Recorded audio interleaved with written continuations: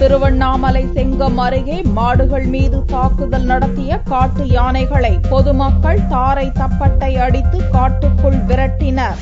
திருவண்ணாமலை மாவட்டம் ஜவ்வாது மலை அடிவார பகுதியில் கடந்த சில நாட்களாக காட்டு யானைகள் கூட்டம் நடமாடி வருகின்றன. இந்த யானைகள் கூட்டம் செங்கம் அருகே வனப்பகுதியை ஒட்டிய மேல்ராவந்தவாடி கிராமத்திற்குள் புகுந்து அங்கிருந்த மாடுகள் மீது தாக்குதல் நடத்தின. இதில் 5 மாடுகள் பலியாயின. தொடர்ந்து அதே பகுதியில் முகாமிட்டிருந்த யானைகள் விளைநிலங்களுக்குள் புகுந்து பயிர்களை நாசம் செய்ய துவங்கின. இதையடுத்து வனத்துறையினர் உதவியுடன் அப்பகுதி மக்கள் தீயிட்டும் தாரை தப்பட்டைகளை அடித்தும் யானைகளை காட்டுக்குள் விரட்டி அடித்தனர்.